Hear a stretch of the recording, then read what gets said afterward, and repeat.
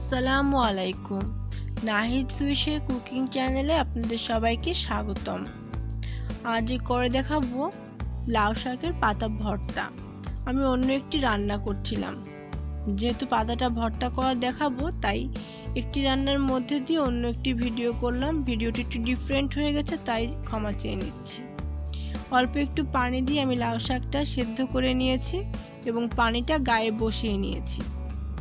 তারপরে একটি খোলায় আমি কয়েকটা শুকনো ঝাল টেলে নেব। শুকনো ঝালটা কিছু সময় টালার পরে এখানে আমি একটা রসুন কোয়া ছাড়িয়ে এর মধ্যে দিয়ে দেব। ভাজতে থাকবো ততক্ষণ পর্যন্ত যতক্ষণ না রসুনটা নরম হয় এবং ঝালটা মুচমুচে হয়।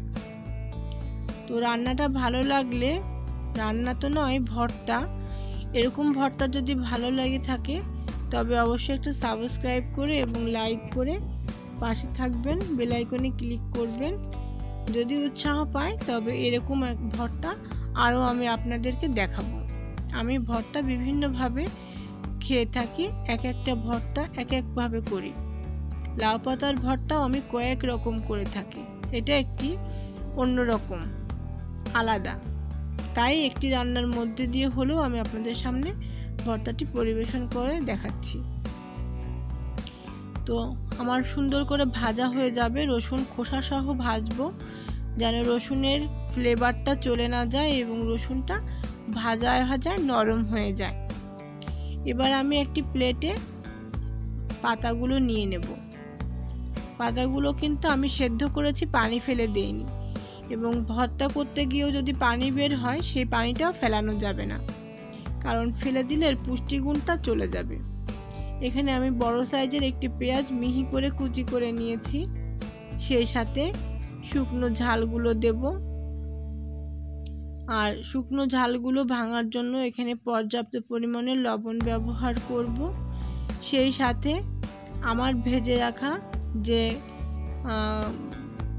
রসুনের কোয়াগুলো, একটা দেশি রসুন বড় সাইজের, সেটা কোয়া ছাড়িয়ে নিয়েছিলাম। তো কোয়া ছাড়িয়ে রসুনগুলো আমি এভাবে খুলে খুলে নেব। এটা হাত দিয়ে ম্যাশ করলে সবগুলো খুব সুন্দরভাবে ভর্তা হয়ে যাবে এবং এটার খোসা ছাড়ানোটাও অনেক সহজ। তো আমি এখানে ভর্তা করে নিচ্ছি। শুকনো ঝালগুলো দিয়ে দেব। ঝালগুলো খুব ঝাল, ভর্তায় যদি একটু ঝাল না হয় তবে ভর্তা খাওয়ার মিনিংটাই আলাদা। ভর্তা খাবো প্রচুর ঝাল, ঝালে একটু শোষাবো, একটু চোখ দিয়ে নাক দিয়ে পানি পড়বে, তাই না ভর্তা খাওয়ার একটা মজা। তো এই লবণ দিয়ে ভাজা ঝালগুলো যখন ভাঙা হয় তখন ওগুলো খুব ভালোভাবে গুঁড়া হয়ে যায়। এমনি এমনি ভাঙার থেকে লবণ দিয়ে কচলে ভেঙে নেবেন, তাহলে ঝালগুলো বের হয়ে আসবে আর এগুলো বেশ গুঁড়ো গুঁড়ো হয়ে যাবে। তো ভাঙা হয়ে গেলে এরপরে আমি পেঁয়াজ আর রসুন দিয়ে খুব সুন্দর করে চটকে নেব। রসুনগুলো আমি আঙ্গুল দিয়ে ভেঙে ভেঙে নেব যাতে ম্যাশড হয়ে যায়, তবে চেষ্টা করব একটু দানা দানাও রাখতে, কারণ এটা ভর্তাটা খাওয়ার সময় মুখের মধ্যে পড়লে একটা অন্যরকম টেস্ট পাওয়া যায়।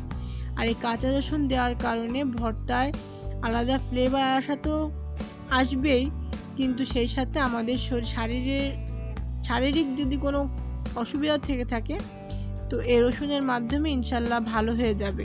বিশেষ করে গায়ে ব্যথা, শরীরের যে কোনো জায়গায় ব্যথা হলে এই কাঁচা রসুনটা হালকা একটু তেলে যদি খাওয়া হয় ভর্তার মাধ্যমে তাহলে অনেক উপকার পাওয়া যায়।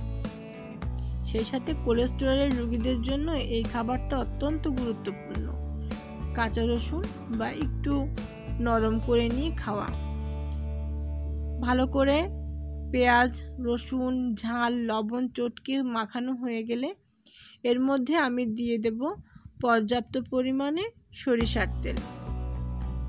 অনেকে আছেন পাটায় ভর্তা করে নেন পাতাগুলো, বা যে কোনো ভর্তা পাটায় ভর্তা করেন, এতে করে আঁশযুক্ত খাবারের ফাইবারটা ভেঙে যায়। এর ফাইবারটা ভেঙে গেলে আমাদের শরীরে যে ফাইবারের যে কাজ এটা হতে পারে না, সেহেতু এর পুষ্টিগুণটা অনেকটাই কমে যায়। তাই মাঝে মাঝে চেষ্টা করবেন যে হাত দিয়ে ভর্তা করে যে কোনো ভর্তা হাত দিয়ে করে খেতে। তো আমি এখানে পাতাগুলো হাত দিয়ে খুব ভালো করে চটকে নিয়েছি। একটু পানি বের হয়ে গেছে, কোনো সমস্যা নেই, এই পানিটা অনেক টেস্টি। এবার আমি এখানে একটু খাঁটি সরিষার তেল পরিমাণ মতো নিয়ে নিলাম। ভর্তা একটু তেলটা বেশি দিলে ভালো লাগে, কিন্তু আপনাদের যার যার পছন্দ মতন দিয়ে নেবেন।